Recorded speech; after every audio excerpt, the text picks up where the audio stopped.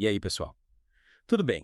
Você já se pegou, tipo, rolando feed das redes sociais e pensando, será que todo mundo é feliz? Menos eu? Ah, com certeza. Essa sensação é super comum hoje em dia, né? Pois é. E pra gente mergulhar nessa busca universal pela felicidade, hoje vamos desvendar as ideias do Ben Shapiro no livro dele, O Lado Certo da História. Boa. O Shapiro já começa o livro com um papo super polêmico, falando de uma crise que a gente está vivendo, uma crise de valores, de propósito, de felicidade. Ele chama de crise moderna. Crise moderna. Tipo, qual é a evidência dessa crise? É só impressão ou tem dados que comprovam isso? Olha, ele apresenta vários dados, sabia? Ele cita pesquisas que mostram como a galera anda desconfiada das instituições, por exemplo. Entendi.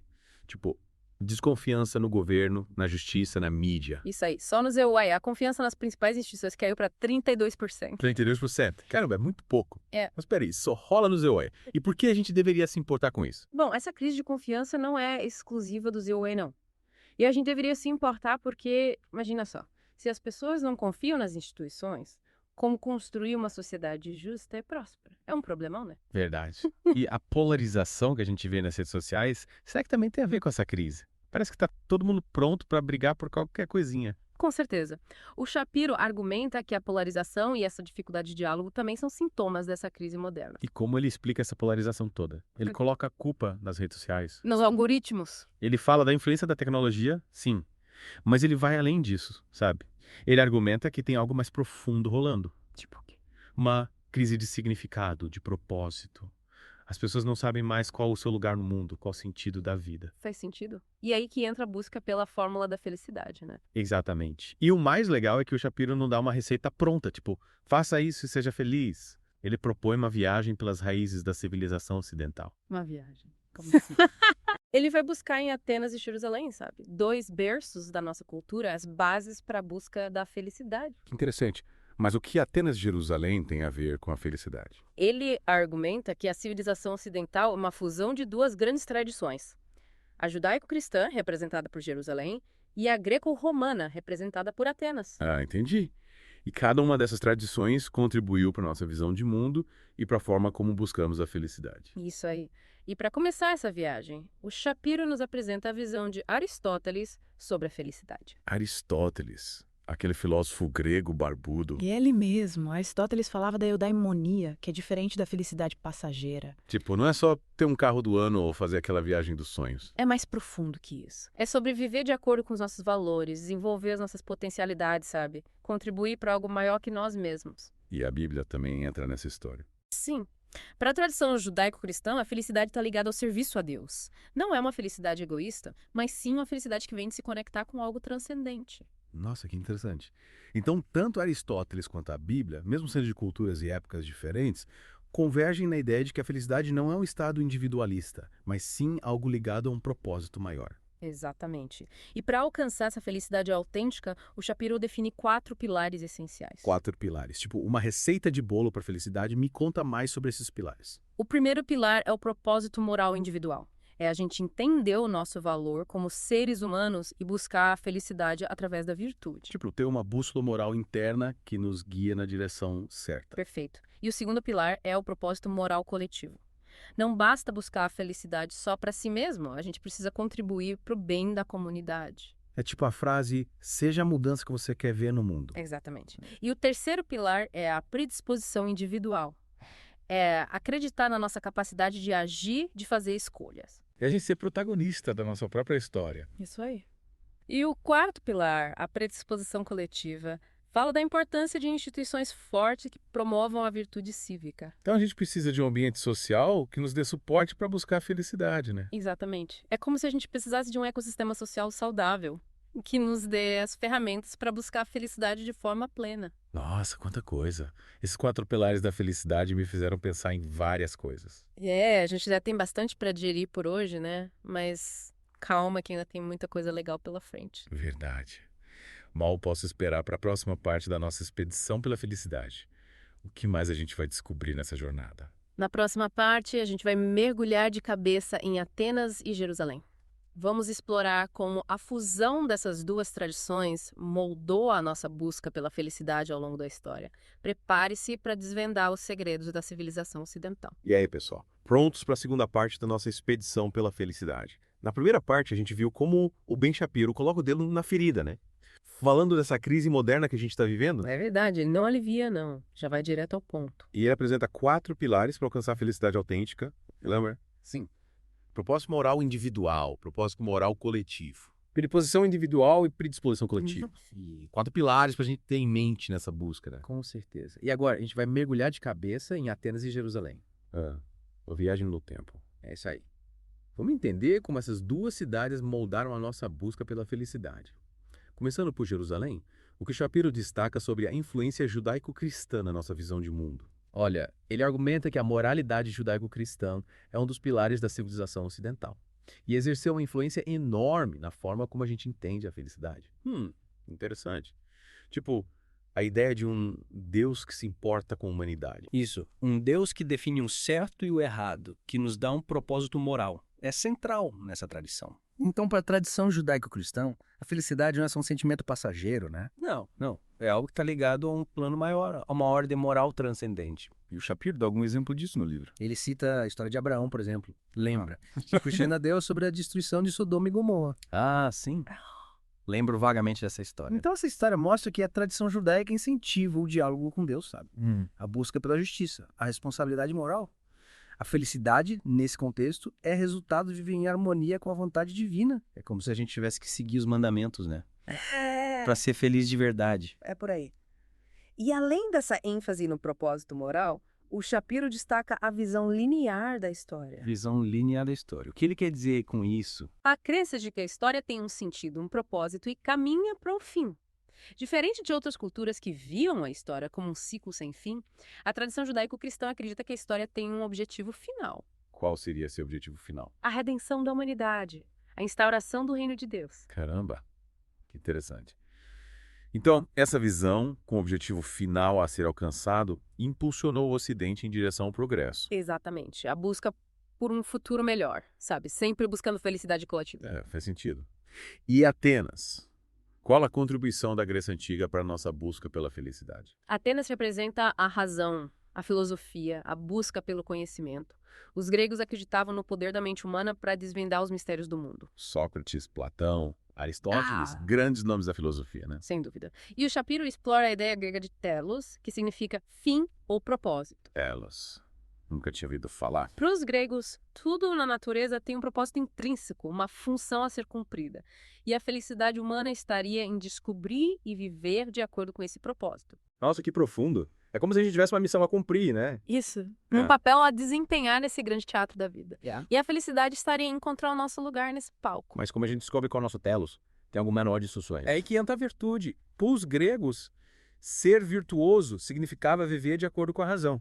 Controlar as paixões, buscar o bem. Controlar as paixões. Tipo, não deixar a raiva ou o medo dominarem as nossas ações. Exatamente. A razão seria cocheiro e as emoções os cavalos. A gente precisa ter as rédeas firmes para guiar o nosso destino. Faz muito sentido. Mas, peraí. A gente tem Jerusalém, com a ênfase no propósito moral, na fé, e Atenas, com a valorização da razão, da virtude. Como essas duas visões se conectam. O Shapiro argumenta que a civilização ocidental é justamente o resultado dessa fusão. Ele mostra como o cristianismo, por exemplo, buscou conciliar a fé com a razão. Integrando a filosofia grega com a revelação divina. Isso aí. E ele destaca o papel de pensadores, como Tomás de Aquino, que tentou construir um sistema filosófico integrando a fé cristã com a filosofia de Aristóteles. Então, para Tomás de Aquino, a razão e a fé não são inimigas. Não, são aliadas na busca pela verdade e pela felicidade. Que legal. Então a gente tem essa fusão de Atenas e Jerusalém como base da civilização ocidental. Mas com essa história toda se conecta com a crise moderna que o Shapiro mencionou lá no começo. Ele argumenta que essa fusão atingiu seu ápice no Iluminismo, mas que o movimento também plantou sementes para a crise que a gente vive hoje. O Iluminismo. Mas o Iluminismo não foi um período de grandes avanços. Com razão, o progresso científico, a liberdade individual. Sim, mas ao mesmo tempo que o Iluminismo trouxe avanços incríveis, ele também começou a se afastar das raízes judaico-cristãs, rejeitando a ideia de um propósito moral transcendente. E como isso impactou a nossa busca pela felicidade. Ao descartar a ideia de um propósito moral objetivo, o Iluminismo abriu caminho para o relativismo moral. A ideia de que não existem valores absolutos, que tudo é relativo. Cada um com a sua verdade. Exatamente. E aí a gente perde a bússola moral. A referência para guiar nossas ações e buscar a felicidade. Se tudo é relativo, fica difícil saber o que nos leva à felicidade, né? Com certeza. E o Shapiro argumenta que essa perda do norte moral é uma das causas da crise que a gente vive hoje. Com a polarização política, desconfiança nas instituições. E a sensação de vazio existencial. É como se a gente tivesse conquistado a liberdade, mas perdido um mapa para navegar nesse novo mundo. Caramba, quanta coisa a gente já descobriu nessa expedição. É verdade, uma verdadeira viagem pela história do pensamento ocidental. Mas ainda falta a última parte da nossa jornada, né? O que mais o Shapiro explora nesse mergulho histórico? Na próxima parte, a gente vai ver como o iluminismo, apesar dos seus avanços, acabou abrindo caminho para ideologias perigosas. Tipo, Nacionalismo radical, coletivismo, eugenia. nossa. Parece que essa jornada vai ficar cada vez mais intensa. Mal posso esperar para a última parte. Nossa. Quanta coisa a gente já aprendeu nessa expedição pela felicidade, né? 2 partes já se passaram. Pois é, a gente viajou no tempo, explorou Atenas, Jerusalém, viu como o iluminismo moldou o mundo. E agora, a gente chega na parte final dessa jornada com a promessa de ser a mais intensa de todas. Promete, hein? Mas antes de mergulhar nos perigos da busca pela felicidade, vamos recapitular o que a gente viu na segunda parte. Boa. A gente terminou falando sobre o relativismo moral, né? Aquela ideia de que não existem valores absolutos, que cada um decide o que é certo ou errado para si. Isso aí. E como isso impacta a nossa busca pela felicidade? O que você acha? Bom, se cada um tem na sua própria verdade, a sua própria moral, fica difícil construir uma sociedade coesa, né? Uma sociedade baseada em valores compartilhados. Verdade. Como encontrar um propósito comum que a gente nessa busca pela felicidade coletiva? É um desafio e tanto, né? E o Shapiro também falou sobre ideologias perigosas que surgiram lá no século XIX. Aquelas que prometiam um futuro melhor, mas acabaram trilhando caminhos bem sombrios. Ele cita o nacionalismo romântico, o coletivismo e a crença na governança científica. Utopias que, na busca por um mundo ideal, acabaram se tornando autoritárias. Utopias. Mas utopias não são tipo um sonho bom, um mundo ideal onde todo mundo é feliz. A ideia em si é bonita, né? Mas o problema é que, muitas vezes, essas utopias ignoram a liberdade individual. Em nome de um suposto bem maior, elas acabam atropelando as pessoas, sabe? Entendi? É o famoso os fins justificam os meios, né? Exatamente. E o Shapiro usa exemplos históricos para mostrar os perigos de se entregar a essas utopias. No caso do nacionalismo romântico, por exemplo, a nação é colocada acima de tudo, o que pode levar a conflitos, guerras. É o patriotismo exacerbado, né? Tipo, meu país certo ou errado? E o coletivismo, como ele entra nessa história. O coletivismo prega que o indivíduo deve se sacrificar pelo bem do coletivo, sabe? E que o Estado tem o poder de controlar todos os aspectos da vida social. É como se o indivíduo não importasse só o grupo. Mas peraí, pensar no bem comum na comunidade não é importante. Sim, claro. A solidariedade é fundamental. Mas o problema é que o coletivismo radical ignora a liberdade individual, a dignidade humana. É como tocar 6 por meia dúzia, né? Sai de uma ditadura e cai em outra. E a governança científica, o que você lembra sobre ela? Bom, pelo que entendi, essa utopia acreditava que a ciência podia resolver todos os problemas da humanidade, né? Isso.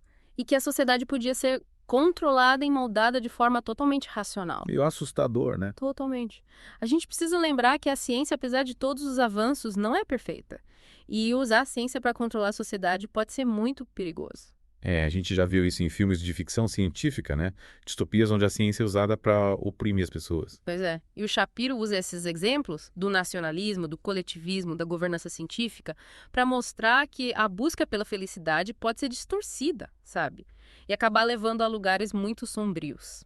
A gente viu como essas utopias do século XIX acabaram resultando nos horrores do século XX, né? Nazismo, comunismo. Exatamente. O nazismo, por exemplo, era uma mistura de nacionalismo radical com eugenia.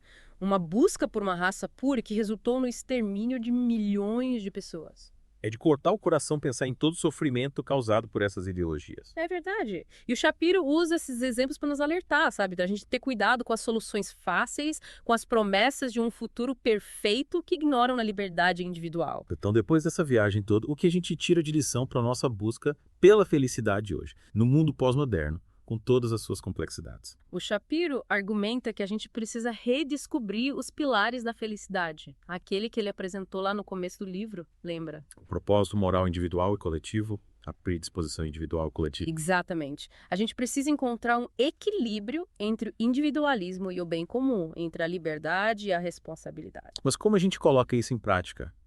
Como encontrar esse equilíbrio no dia a dia? Não tem uma fórmula mágica, né? Mas o Shapiro nos convida a sermos protagonistas da nossa história, a buscarmos um propósito que nos guie, a construirmos uma sociedade mais justa. É uma chamada ação, né? A gente precisa arregaçar as mangas e correr atrás da felicidade, tanto individual quanto coletiva. Com certeza. E essa busca, como a gente viu ao longo dessa expedição, não é fácil. Mas é uma jornada que vale a pena ser vivida.